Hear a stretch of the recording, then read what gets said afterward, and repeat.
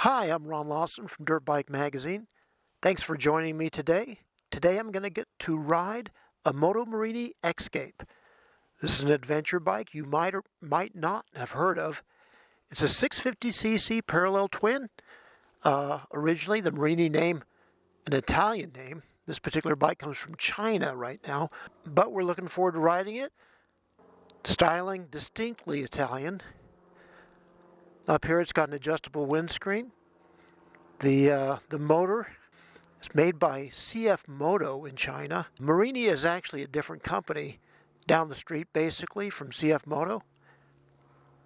The fork, old Italian name, Marzocchi. Tires, Pirelli. This bike has a lot going for it. The one thing you might want to know up front is the price. Suggested retail is $7,999, and right now there's an incentive going on, $1,000 off or a 3-piece aluminum luggage set. Either way, it's an amazing deal. We're going to go for a ride in the mountains of the Cleveland National Forest. Can hardly wait. So you old-timers might remember the Moto Morini name. It was a big deal back in the early 70s, mostly in Europe.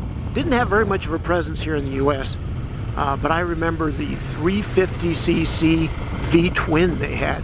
Pretty exotic motorcycle. I think they also had a 500 V-twin. At any rate, Morini kind of went the way of a lot of companies in that era. Eventually, it was bought by the Castiglione brothers of the Cagiva name, and then it went through a bunch of owners. Now it's owned by a Chinese company, but it's still Morini. You can draw a distinct line of lineage all the way back to the original Moto Morini.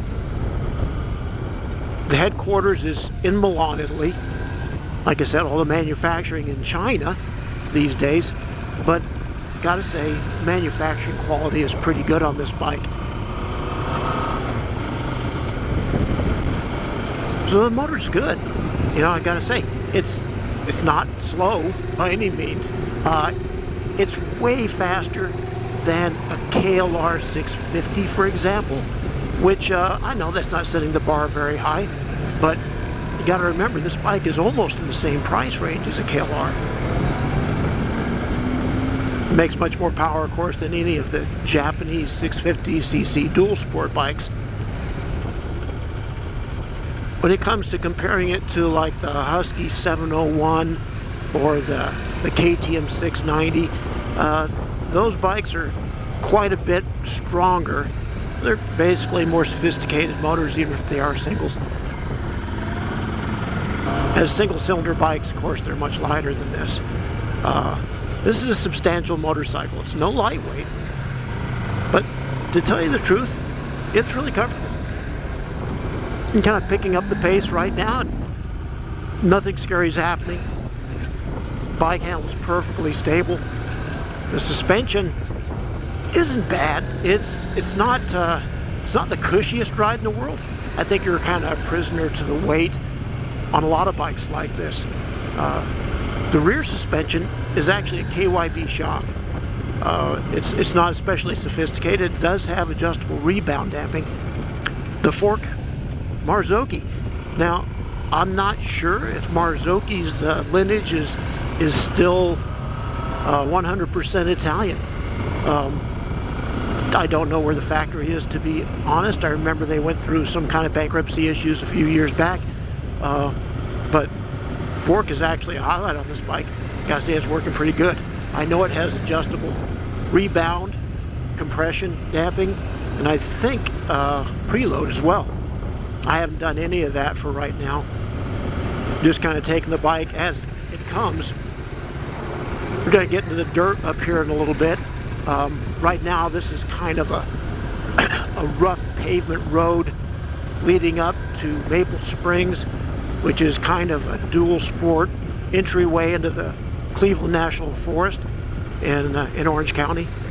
It starts off on pavement that is closer to being dirt than pavement, and then turns to dirt up here. Sometimes it's in good shape, sometimes it's not.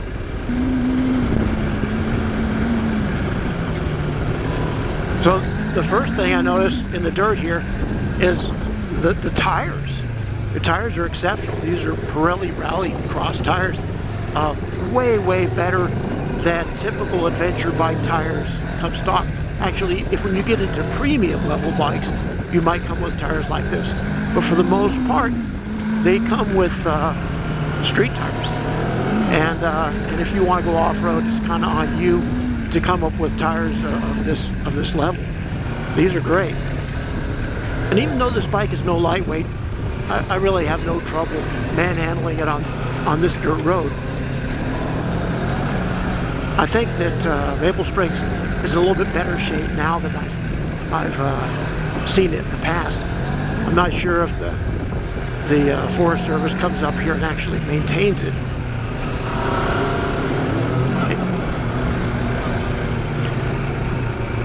So this is like a lot of adventure territory in that you have smooth dirt punctuated with pretty sharp water bars, holes, and all kinds of chaos.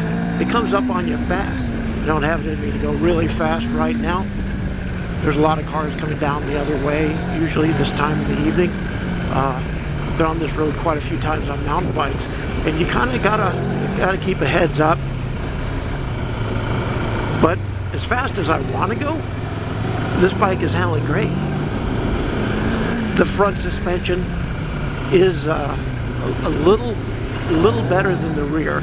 It seems like I get kicked every now and then on one of those water bars in a way that I don't expect. Well, the power's great. This bike doesn't have any kind of traction control, no kind of power band modification. You kind of get into that stuff on the more expensive adventure bikes, not necessarily something at this price level, but it's a 650. It's not like you're going to have that much trouble managing this level of power. It's not the same thing when you get on a 1000cc Africa Twin, something like that, and even a KTM 890. That's a powerful motorcycle. You kind of need traction control. You need something to kind of assist you with managing all that power. This thing it's not slow by any means, but it's not going to get away from me, and it doesn't rev particularly high. You kind of have to short shift it. I think red line's around 9,000 RPM. It's kind of old school power band. Most of the power is down low, and frankly it handles better and works better at low RPM.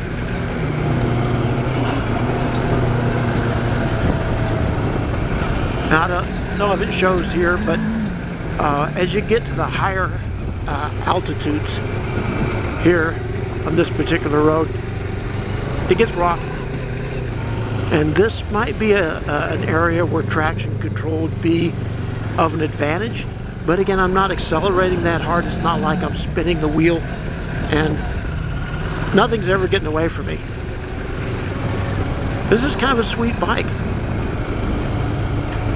When you consider the other bikes in this category, basically you're talking about the big singles, which are quite a bit more expensive. That's the KTM and the Husqvarna. Or you're talking about a Suzuki V-Strom 650. V-Strom 650 is kind of an icon in the adventure bike world. One of the things that kind of got it rolling back in the day. It is not a very sophisticated bike by today's standards. It doesn't have any of the features that we've now come to expect on adventure bikes. So it really is a lot like the X-Cape. The price on the X-Cape just more and more amazing. The more I ride it, the more impressed I am with that price point. Basically $7 grand, and it's just a sweetheart in every way. Now, it does come stock with anti-lock brakes, and you have to disable that every time you start, and it takes quite a few steps to do that. First of all, you hit the bar, you get into off-road mode.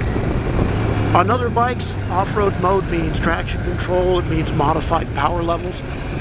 On this bike, all it really does is give you access to disable rear anti-lock brakes. But I've ridden it with the anti-lock brakes activated in the dirt, going downhill, and it chatters a little bit, kind of like you expect. You don't ever get scared. You don't ever get that feeling like you're coming to a turn and you're not going to slow down in time. It's actually not very invasive.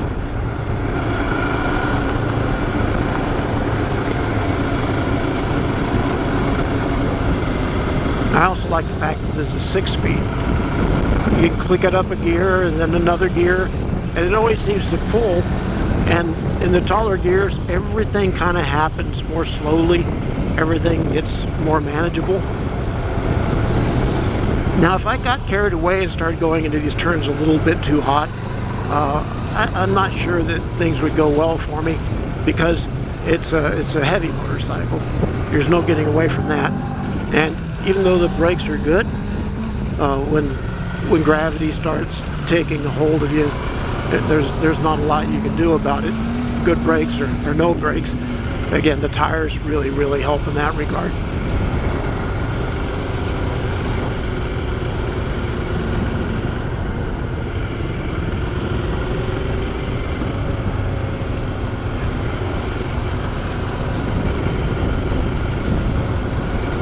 There are a lot of cool features on this bike.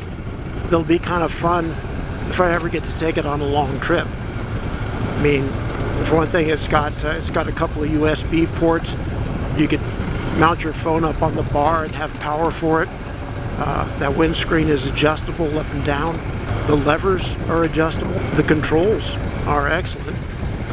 I think they must have plans for more electronic features on this bike in the future, because you have quite a few buttons that allow you to scroll through menus, and right now most of those menus are empty, but we have a feeling that Morini is going to have something else in the near future. It'll be worth taking a look at. Right now I'm pretty pleased. I'm hoping they let me hang on to this bike long enough to really do something cool with it. For right now, I'm kind of staying close to home, and but down the road, I think this is a bike that you could cross a couple of states with and have a lot of fun. So stay tuned. We might have more on the Morini. I'm thinking that this is a bike that's worth taking a second look, maybe making a few modifications to, decking it out with a few more accessories. I'm looking forward to riding it some more. Thanks for watching.